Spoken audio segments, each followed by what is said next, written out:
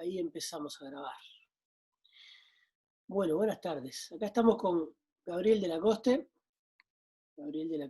y Agustín Cano, conversando sobre un tema que originalmente lo dispusimos como la problematización de tres significantes, ¿no? El capitalismo, subjetividad y educación. Así arrancó esto. Bueno, y así puesto es un tema inmenso, que más que para una conversación de un rato, da para un seminario entero. No sé, ahí hizo un ruidito, pero creo que se está escuchando bien, ¿no? Yo te escucho perfecto. Hola, Agustín. Perfecto. Pero entonces, bueno, hay que hacer algún recorte en esta conversación. Yo voy a empezar por una posible ubicación del tema a partir de algunos textos que no son pedagógicos, que son más bien políticos, pero que tuvieron incidencia en una forma particular de pensar estos temas en la educación popular, vinculada al tema de la concientización o del problema de la conciencia y el aporte de la educación popular en ese sentido. Para terminar con algunas preguntas, con tres preguntas, que le voy a tirar a Gabriel para que él recoja el guante de la que le calce mejor para seguir conversando. El primer texto que yo quisiera tener a la conversación para hablar de este tema es la famosa carta de Che Guevara a don Carlos Quijano en el 65.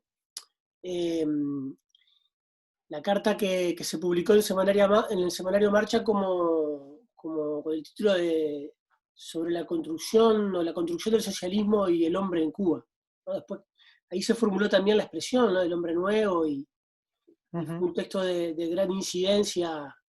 De hecho, me puse acá, mirá, como fondo ahí, para que suene el disco de Biglietti, Canciones para el Hombre Nuevo, que es del 69, y su canción El Hombre Nuevo dialoga con el texto del Che, ¿no? Y lo voy a tratar muy, muy brevemente, de hacer dialogar con un texto, con otros textos. Hay un preámbulo, hay un texto de un ensayo precioso de Ricardo Piglia sobre el Che lector, o sea, sobre la experiencia lectora, los modos de lectora de Ernesto Guevara, que termina con una frase que es llamativa, digamos, ¿no?, y que de algún modo sirve para esta conversación. Dice Piglia: el Che murió con dignidad como un personaje de una novela de educación perdido en la historia. Una novela de educación. Y creo que eso se vincula muy, muy fuertemente con esa dimensión de pedagogo que tuvo el Che Guevara, ¿no? En el ensayo de Marcha, en el que le envió a Quijano, en el 65, comienza, o en el inicio del comienzo del Che, creo que sirve, en los textos iniciales, creo que sirve para situar el problema como él lo pensaba, ¿no?, el problema de la construcción del hombre nuevo. Dice: persiguiendo la quimera, acá voy a citar, persiguiendo la quimera de realizar el socialismo con la ayuda de las armas melladas que nos legara el capitalismo, la mercancía como célula económica, la rentabilidad, el interés material individual como palanca, etc., se puede llegar a un callejón sin salida. Y se arriba allí, tras recorrer una larga distancia en la que los caminos se entrecruzan muchas veces y es difícil percibir el momento en que se equivocó la ruta. Entre tanto, la base económica adaptada ha hecho su trabajo de zapa sobre el desarrollo de la conciencia. Para construir el comunismo, simultáneamente con la base material, hay que hacer al hombre nuevo, dice el Che.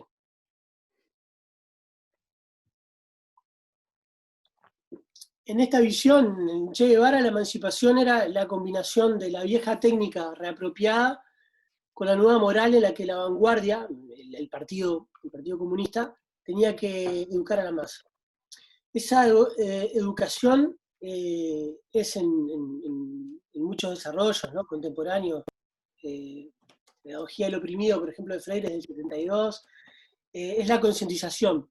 En la educación popular, la concientización es más allá de tal o cual conceptualización, el trabajo de superar la conciencia mágica primero, la conciencia ingenua después, para construir una conciencia crítica, que no es un lugar al cual se accede una vez y para siempre, sino que es un trabajo permanente, un proceso dialéctico y un proceso contradictorio. Para el Che, como decía, el partido, que está construido por la vanguardia, por los mejores hombres, dice el Che, es el que tiene el papel central en la educación de la masa. Y en este marco, para el Che, el problema de la libertad es un problema secundario, baladí. Y dice el Che, porque la libertad no existe todavía y no existirá hasta el completo desarrollo de la sociedad nueva. Por esa época, en el 66, un año después de este texto del Che, es el ensayo que me mandaste, Gabriel, de la izquierda sin sujeto, de León Rosigner, ¿no? Para León Rosigner, la organización política cumple un papel de disposición de una experiencia. Y acá creo que hay una diferencia con el Che. La experiencia solo es posible en un despliegue intersubjetivo diferente, y eso es lo que posibilita la organización política, pero en última instancia, esa experiencia es siempre singular. Dice Rosigner, no hay tránsito de la racionalidad abstracta de la burguesía hacia la racionalidad concreta revolucionaria si el sujeto mismo no es el mediador en quien este nuevo ordenamiento comienza a surgir como posible. Más que individual, singular, digamos, ¿no? Antes había dicho, en ese mismo ensayo, había dicho Rosigner, y cito de nuevo, todo sistema de producción entra en crisis porque su producción de hombres, que involucra la producción de las cosas y las técnicas y las relaciones adecuadas, hombres divididos, hombres sin satisfacción, hombres sin objeto, producen la crisis. Fuerzas productivas y formas de producción son formas humanas. Es verdad que el sentido de la producción de hombres se revela en el modo como los hombres se objetivan en las cosas, en cómo las producen y son indirectamente producidos por ellas. Fin de la cita. O sea que el problema pedagógico acá es antes que nada entender de forma orgánica la producción de la humanidad y de las cosas, desnaturalizar las escisiones que las formas dominantes producen en esa comprensión, y activar una dialéctica en términos de la praxis, ¿no? De la filosofía de la praxis pedagógica política. Este creo que es el puzzle al que le faltan obviamente piezas, sobre todo le faltaría una pieza muy importante que es la de Fran Fano, La situación colonial, ¿no? El libro de Fano, Los condenados de la tierra, del 71. Hay un trabajo bien lindo de Pablo Martínez que hace una lectura, pone a dialogar a Fanon con Freire, pero creo que para llevar el diálogo bueno, a donde lo veníamos conversando con Gabriel, creo que ese rompecabezas sitúa una primera parte. La segunda creo que tiene que ver con ver cómo de alguna forma ese esquema, la segunda parte, digamos, de la conversación antes de las preguntas para Gabriel, es como ese esquema de algún modo se desquicia en la situación actual, ¿no? Si tomando lo que decía Rosigner, ¿no? La alienación se expresaba en hombres divididos, sin satisfacción y sin objeto. En la actualidad, eso habría que revisarlo, ¿no? Por ejemplo, está allí el esquema analítico, ¿no? La propuesta teórica, interpretativa de Sandino Núñez, que nos sirve para constatar de alguna forma cómo la subjetivación neoliberal sucede en realidad en términos de hiperconexión, de satisfacción y de pertenencia.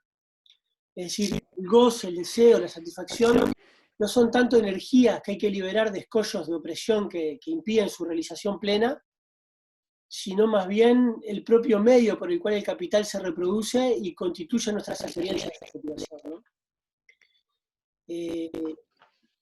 Diego Sturbar distingue modos de vida de formas de vida, y creo que eso nos puede ayudar también para reinstalar una dialéctica, que a veces con Sandino es difícil porque su esquema, su propuesta analítica, a mí al menos a veces me resulta un poco claustrofóbica, ¿no? En el sentido de que es difícil ver por dónde generar un movimiento para una práctica política, ¿no? Específica. Sturbar, Diego, distingue, ¿no? Modos de vida, como la subjetivación neoliberal dominante en base a prácticas, ¿no?, de consumismo y valorización permanente, como esos dos, no sé cómo decirlo, niveles, modos de constitución de la totalidad de nuestra experiencia de subjetivación, el consumismo y valorización. Diego lleva la ley del valor como una suerte de núcleo duro de la producción de subjetividad neoliberal, y lo distingue de forma de vida, que son las brechas de autonomía, de producción de un sentido propio. Y dice, Diego, en el medio la vida se síntoma en el malestar. Creo que por ahí ubicaría yo como primera aproximación al tema, y creo que eso nos permite plantearnos algunas problematizaciones o preguntas, que te las tiro. Así me la saco de arriba. La primera creo que es el problema de lo estratégico. En este ensayo dice León Rosigner, dice, entre lo pensado y lo real estamos nosotros, absortos en el pasaje. Entre lo pensado y lo real estamos absortos en el pasaje. Usa el término absortos, ¿no?, que es un término que da una idea de parálisis, de una contemplación que no necesariamente, pero que a mí se me hace abrumada, ¿no? Y creo que esa parálisis es el síntoma de que permite repensar o replantear el problema de lo estratégico, ¿no? El problema de lo estratégico entendido en todas sus dimensiones, una idea de futuro, un horizonte, una interpretación del pasado, una comprensión del presente, una idea de las mediaciones y las tareas para aproximarnos a ese horizonte. Entonces una primera pregunta es, ¿qué lugar podemos pensar para la subjetividad en el pensamiento estratégico? En este terreno creo que surge el feminismo claramente, ¿no?, como la principal potencia, sexualidad en esta dimensión, ¿no? Y quizá la pregunta sería, ¿qué aprendizaje podemos hacer del feminismo como pedagogía política que puedan que puedan extenderse a otras áreas, ¿no? El segundo creo que es un problema que tiene varias partes, pero el problema podría formularse como el problema de la libertad dentro del problema de la singularidad y de la experiencia, y que capaz que eso es algo parecido al problema de la autonomía, ¿no? El Che lector de Piglia, en el ensayo de Ricardo Piglia, dice Piglia que liga, condensa dos figuras, la del intelectual constructor de sentido, el pedagogo, y la del lector solitario. Y en el ensayo Piglia va recogiendo escenas, ¿no?, de cómo en las circunstancias más extremas, en la guerrilla, asediado, el Che encuentra o genera la posibilidad de aislarse a leer. ¿No? Piglia comenta fotos del Che arriba de una hamaca de campaña, ahí leyendo, arriba de un árbol, aislado del resto, ¿no?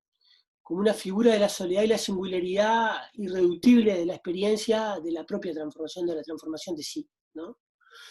Y acá capaz la pregunta sería cómo crear colectivos, organización y prácticas que conciban a la singularidad y a la experiencia como núcleos creativos y como potencias constructivas, y ya no solo como objetos o medios de intervenciones emancipadoras externas, ¿no?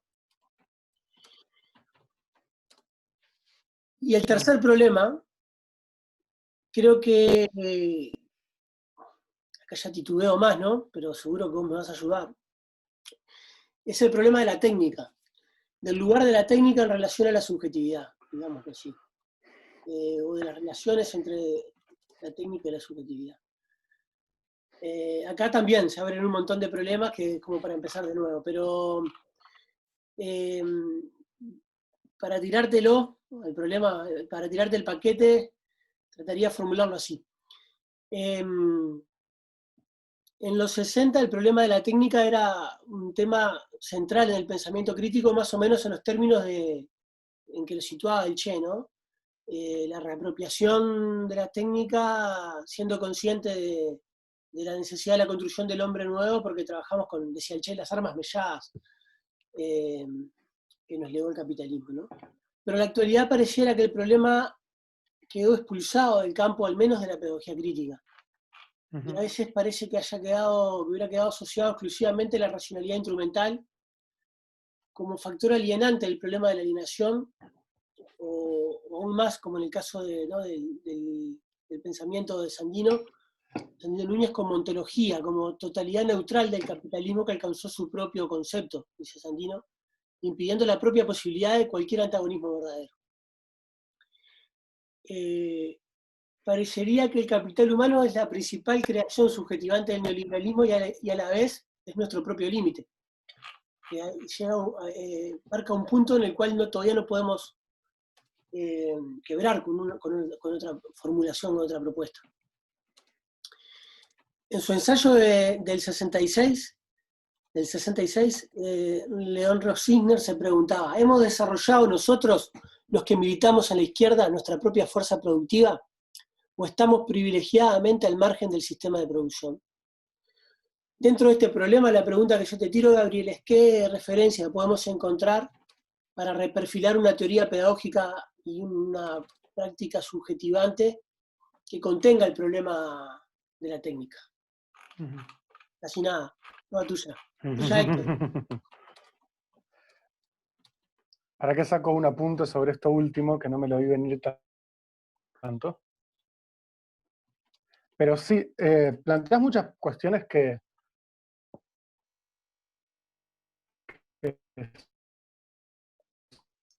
¿Sabes qué se cortó? Se está cortando un poquito.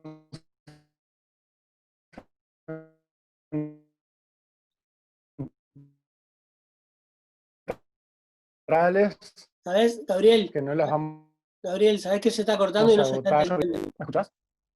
Sí. Bueno, como dice la ley de Zoom, cuando me preguntaste si te escucho, te escuché, pero todo lo anterior no se está escuchando. Capaz que apago mi video, a ver si mejora. Pero tenés que empezar de ¿Ahora nuevo sí? porque no es así. Dale, dale. No hay problema, no hay problema. Dale nomás. ¿Ahora me escuchás? Sí. Espectacular. Si en algún momento no me escuchás, avísame. Porque además... bueno, no, que planteas cuestiones que son muy, muy importantes, que no las vamos a agotar en esta conversación, que bueno, que aparece como en esta constelación entre Rosicner, el Che Guevara, Stulberg, Sandino, formas distintas, pero que giran en torno a problemas parecidos, que son, bueno, justamente estos de los que hablás. Y un poco lo que me tienta es dar un par de pasos atrás y hablar de Marx, porque de algún modo todos estos son autores, pensadores, que se refieren de una forma o de otra a Marx, a los problemas que Marx plantea. Y quiero hacer esto no tanto como para ir a la fuente donde está la verdad, sino para capaz sentar una base de la que yo creo que es una lectura que, si bien no es la misma que hacen otros, creo que es una lectura, digamos, directa del texto de Marx, que nos puede ayudar a plantear un poco algunas de estas cuestiones. Y en particular quiero hablar del Capital, o sea, del libro, El Capital. Está como esta idea que repiten muchas veces los marxistas, de que el Capital es diferente al resto de la obra de Marx o a otras etapas de la obra de Marx, en el sentido de que es más frío. Es decir, que desaparece el problema de la alienación y el problema de la subjetividad y entra como la dinámica maquínica del capital. Yo creo que esto no es tan así. Creo que en realidad El Capital es en buena medida un libro sobre la subjetividad, donde la subjetividad ocupa un lugar central. Y eso es bien interesante porque la subjetividad aparece en lugares un poco inesperados. Entonces, para desarrollar esto, antes de ir como más directamente a las preguntas que van a ir haciendo en lo que voy a ir diciendo,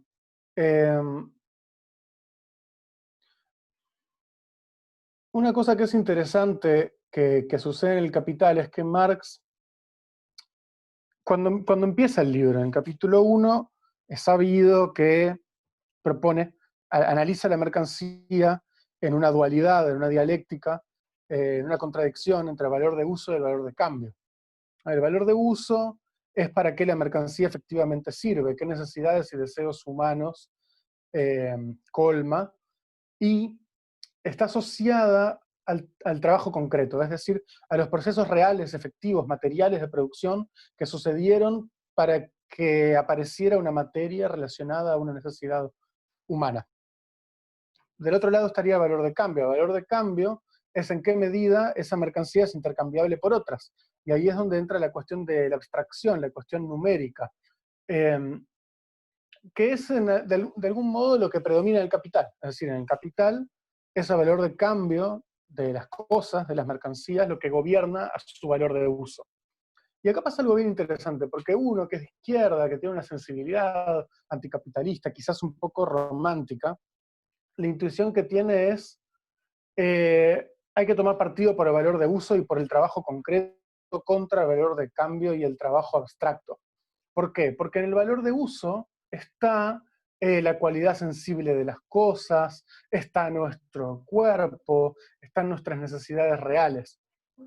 Entonces, parecería que hay algo ahí más cálido, más humano, mejor. En cambio, lo que hace Marx es lo contrario. Marx toma partido por el valor de cambio. Dice, más o menos, que en la medida que las mercancías son intercambiables entre sí, eso nos muestra el carácter social e interdependiente de la producción.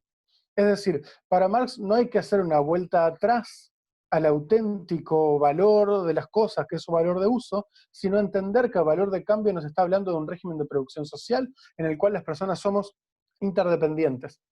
Y eso es bien interesante porque una cosa que yo creo que es importante, si a uno le interesa pensar con Marx, es entender que Marx no era, no proponía pensar el capitalismo de una manera romántica. Es decir, no es que en alguna medida sus críticas al capitalismo no tuvieran una beta romántica, porque por supuesto que a él le parecía mal la alienación y veía como algo terrible la separación respecto a nuestra propia naturaleza humana, le parecía súper jodida la forma como el hombre era un apéndice de la máquina en el capital, etc. Pero la forma como él apuesta a salir de esta situación es hacia adelante y no hacia atrás. Es decir, no solamente esta cuestión de que el capitalismo engendra su sepulturero, que las contradicciones del capital, etcétera, sino que es entendiendo el carácter social de la producción que vamos a poder superar de qué se trata el capital. Es la tendencia a la socialización de la producción lo que importa.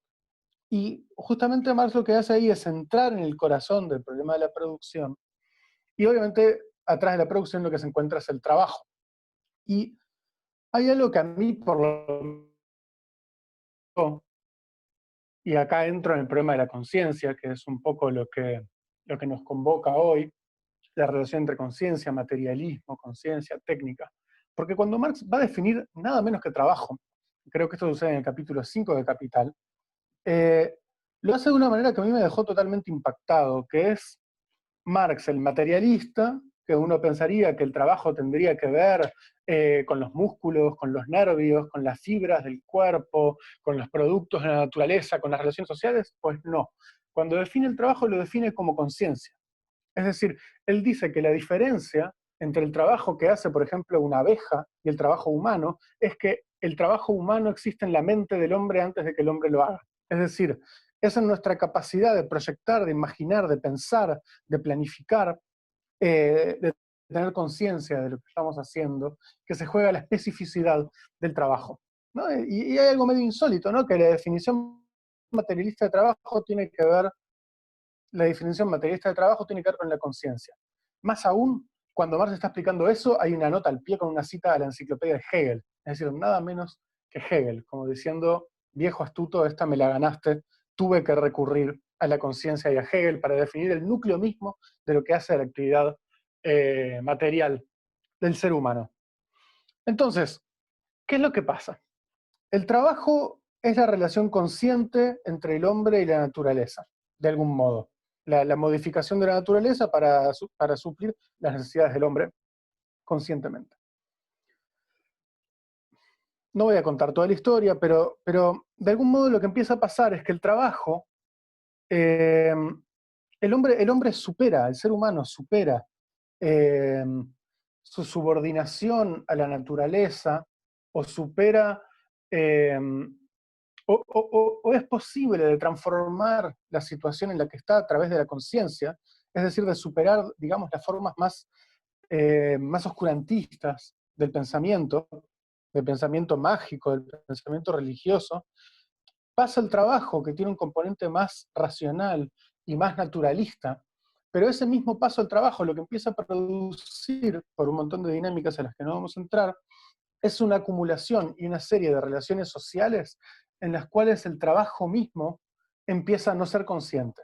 ¿Por qué? Porque el capital empieza a regirse por la lógica de la acumulación, porque eso, bueno, por supuesto tiene sus consecuencias en términos de la aparición de una sociedad de clases, pero sobre todo porque el capital es irracional.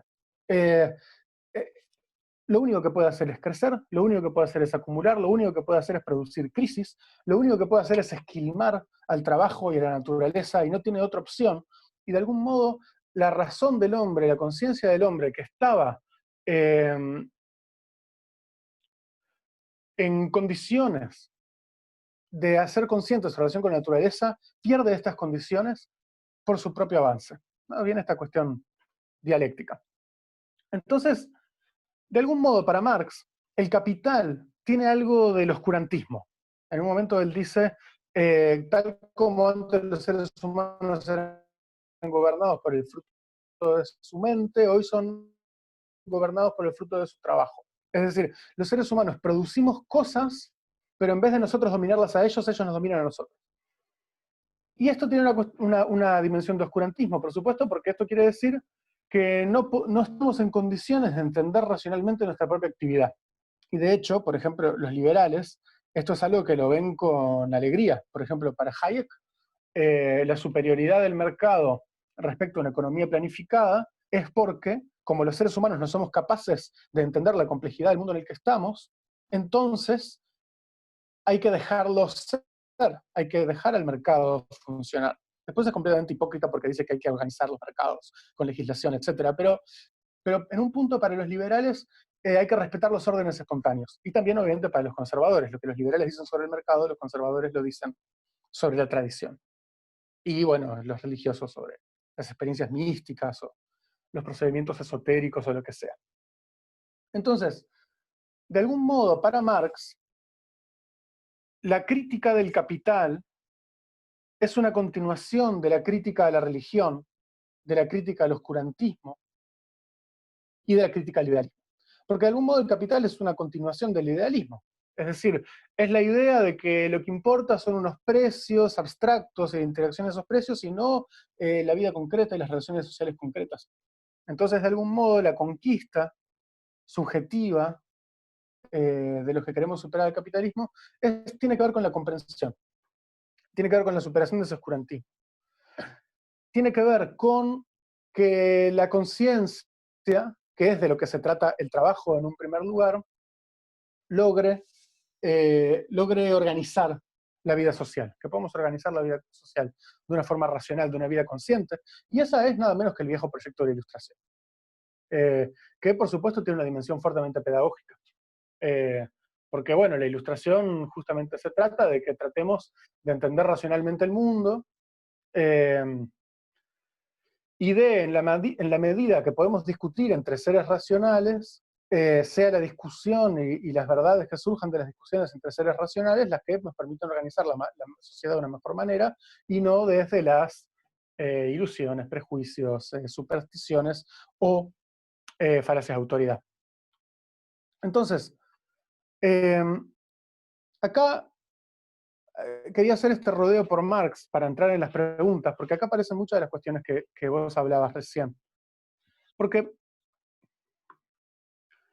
¿qué pasa? Esto que vos decías del Che, ¿no? De que es una especie de fórmula en la cual la vieja técnica, más la nueva moral, más la educación de la masa por parte del partido, nos da el hombre nuevo, la sociedad nueva. Claro, esto es súper complicado, porque en realidad, primero que no es simplemente la vieja técnica. La pregunta para mí es, ¿qué se hace con los conocimientos científicos en los que se basa esa técnica y con las herramientas que esa técnica construyó? No se trata tanto tampoco de una nueva moral, sino de cómo se construye un pensamiento ético en el cual lo que nos propongamos sea la potenciación y la organización racional de las personas y de sus vidas de forma autónoma, y no tanto una nueva idea de qué es lo que está bien y qué es lo que está mal. Y tampoco sé si se trata necesariamente de la educación de la masa por parte del partido, aunque yo no tengo una ideología tan antivanguardista como otra gente, como tiene otra gente de la izquierda contemporánea. Eh, pero efectivamente los procesos de conocimiento no es que viene uno y le dice al otro, sino que efectivamente tienen que ver con procesos de investigación colectiva y de comunidades intelectuales, y en este caso también políticas, que se van haciendo preguntas y con el tiempo van encontrando a los tumbos respuestas. Entonces, me parece que efectivamente ahí hay un núcleo muy importante y que tiene que ver con algo que todos estos intelectuales de los que hablabas plantean que hay una relación entre los procesos intelectuales, que uno podría llamar procesos de ilustración, y si no nos gustan esas palabras, podemos hablar de procesos de investigación, políticos, colectivos, que están en el núcleo mismo de la práctica política.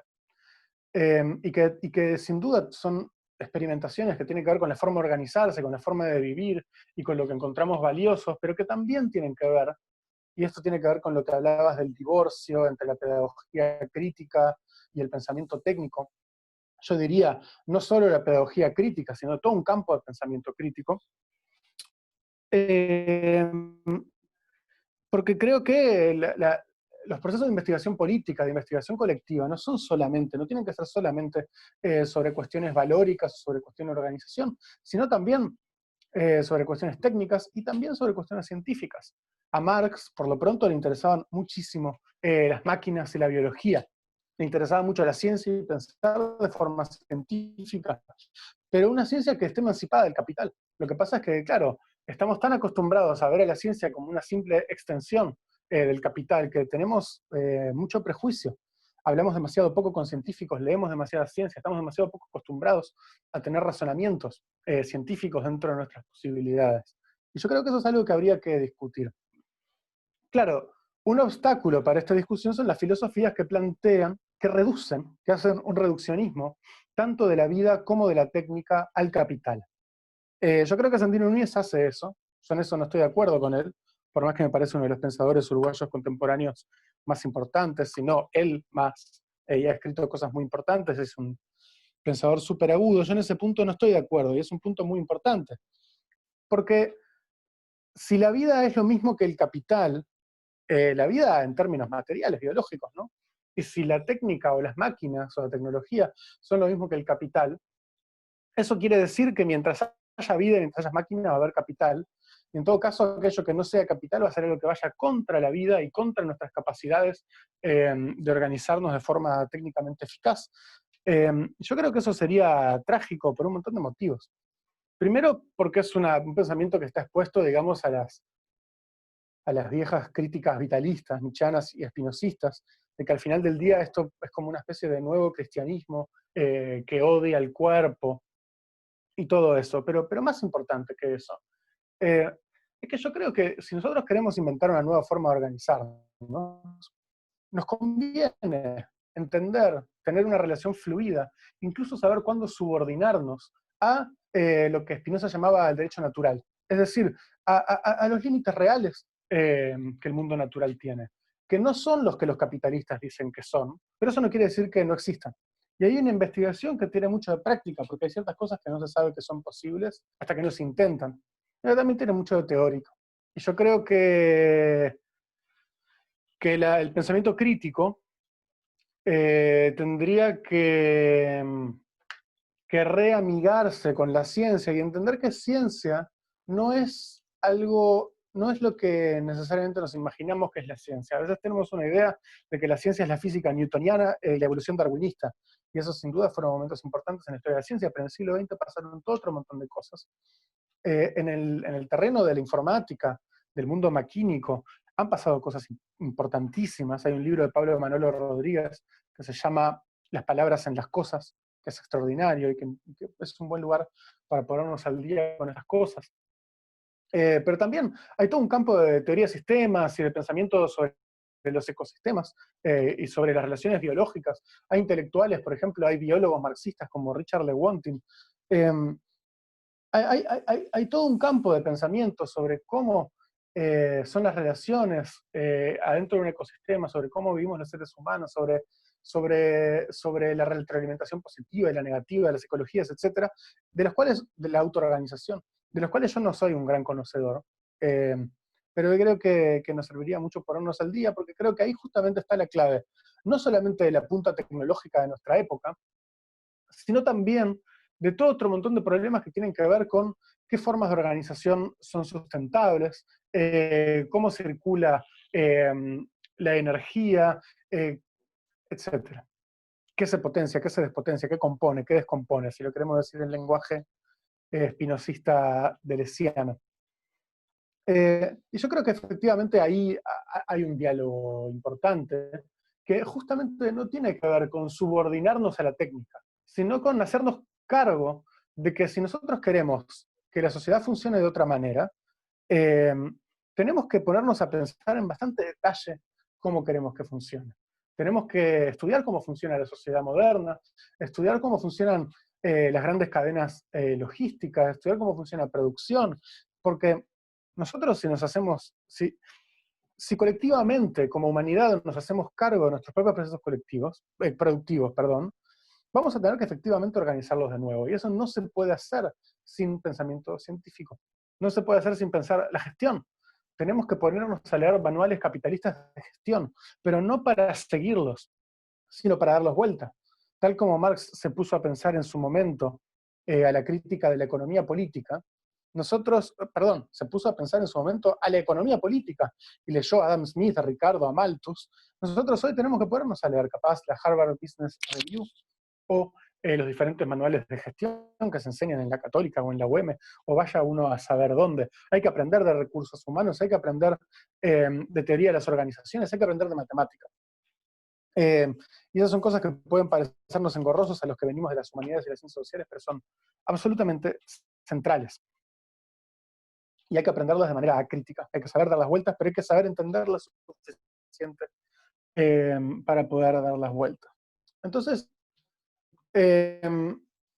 y obviamente todo esto tiene que ver con la práctica de los movimientos sociales, y tiene que ver con la práctica de la sociedad en la medida que no quiere dejarse subordinar por el capital, de todos los movimientos sociales. Pero para mí justamente el problema no es tanto el movimiento en sí, sino en qué medida el desarrollo de las formas de organización que ese movimiento lleva implícitos y empieza a expandir en la sociedad, puede empezar a hablarnos de formas de organización que de generalizarse empiezan a desplazar al capital. Y ahí podría haber una zona de encuentro entre este pensamiento más técnico y los principios implícitos de organización que vienen de los movimientos sociales. Yo creo que solamente cuando esto suceda vamos a poder responder, por ejemplo, a las teorías neoliberales de capital humano. El capital humano es simplemente una forma de pensar, de modelizar la naturaleza humana de tal manera que sea explotable como mercancía, como capital, de hecho, que da renta, en la cual uno puede hacer inversiones, etc. Pero la verdad es que nosotros hoy no tenemos una teoría de la naturaleza humana que le pueda competir al capital humano. Marx dice en la tesis 6 sobre Feuerbach que la naturaleza humana es la suma de las relaciones sociales, es el punto de las relaciones sociales. Y uno podría decir más, también tiene que ver con las relaciones naturales. Entonces, yo creo que más que pensar a la humanidad como capital, habría que ver cómo se piensa la humanidad como un sistema interrelacionado, cómo se lo piensa como cierto conjunto de pluralidades y de potencias. A mí me gusta mucho esta idea espinosista, que hace como esta especie de cadena de equivalencias, ¿no? Como que la libertad es más o menos lo mismo que la racionalidad, que es más o menos lo mismo que el placer, que a su vez es más o menos lo mismo que el bien, que a su vez es más o menos lo mismo que la potencia, y que esto tiene como consecuencia que cuanto más personas haya organizadas de manera más racional y más democrática, más potente va a ser esa forma de organización, más potente además en términos bélicos y económicos. O sea, en la medida en la cual las personas se organizan entre sí porque están afectadas entre ellas de alegría y porque habiéndolo pensado llegaron a la conclusión de que eso es lo mejor que se puede hacer, su organización va a ser mucho más potente que una que esté basada en el miedo, tanto el miedo que lo maten como el miedo que no tenga lo que comer si no va a trabajar mañana. Creo que hay un montón de intuiciones que pueden sernos útiles y que al final del día, y esto es lo último que quería decir, sobre esta relación entre subjetividad y técnica, yo creo, y esto puede ser un poco polémico en el pensamiento crítico, pero yo creo que la subjetividad en sí tiene una dimensión propiamente técnica. Yo qué sé, ¿qué es lo que hace el fundador de una religión? Es un laburo técnico. El tipo te dice que si uno se pone a leer el Corán, uno se pone a leer el Dhammapada del Buda, o si uno se pone a leer el Dao de Jing, ¿qué hay ahí? Bueno, hay cierta idea sobre cómo se ve el mundo, sobre cómo son las relaciones entre las personas, sobre cómo es la economía, sobre qué es lo que tiene que hacer el gobierno, tiene que haberlo, cómo tiene que ser, sobre los impuestos, el comercio, etcétera, puestos al servicio de cierta forma de organización que se entiende que tiene ciertas virtudes. Y ese laburo, que en su época era de los profetas, pero bueno, hoy no tenemos profetas, entonces nos corresponde a todos los que estamos vivos, a los educadores, a los intelectuales, a los militantes, y a todas las personas a las que les interesa cambiar su forma de vida, tiene que hacerse de forma deliberada, y tiene que hacerse de forma deliberada con la cabeza puesta en cuáles son los medios que tenemos, en cuáles son los recursos que nos da nuestro planeta, en cuáles son las cosas que nuestro cuerpo puede hacer, entendiendo que son todas cosas que no vienen a priori en un manual, sino que tienen que ver con la experimentación. Y que nunca tenemos que olvidar que esta palabra experimentación tiene su correlato en el arte, en la política y también en la ciencia, que yo creo que son cosas que no son tan distintas. Eso es lo que tenía que decir sobre eso.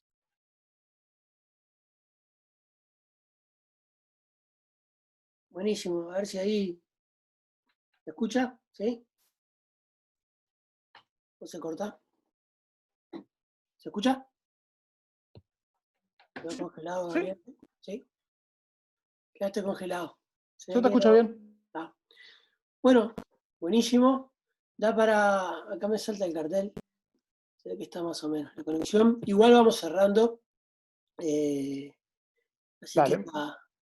queda una pieza de una duración eh, no exagerada. Pero me gusta para retomar la próxima. De algún modo, no sé, se me ocurrió ahora mientras te escuchaba que este diálogo de ahora es como continúa, además de otras conversaciones, ¿no? Manejable. Continúa la del emprendedurismo, la del intercambio de correos sobre emprendedurismo y educación. Y me gusta para que la tercera sea sobre la experiencia, sobre la cuestión de la experiencia y la experimentación, como lo formulabas al final, y que me parece que eso nos puede poner en tarea en un lugar interesante. Escucha. ¿Sí? No, te perdí lo último. Esto, Zoom nos está saboteando. Espera que yo voy a hacer lo propio y así le damos un cierre fluido. Ni idea cómo estará quedando la grabación, ya veremos. Pero bueno, te convidaba, decía que esta conversación de hoy se me hacía como una continuidad de la que tuvimos sobre el tema del emprendedurismo y la educación, y Sí, que, y que estaba bueno para que la tercera, para que la próxima sea sobre la cuestión de la experiencia, la cuestión de la experimentación, que vos abrías ahí al final de tu intervención, y que me parece que nos puede poner en tarea de un modo interesante para seguir como articulando estos campos de la educación, de la política, de la subjetividad y bueno, de la ciencia, de la técnica, etcétera, ¿no? sin duda. Vamos arriba, Gabriel, vamos a cortarla que. Espera que corto. Buenas tardes.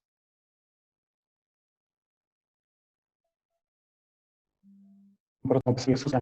Dale. Abrazo grande.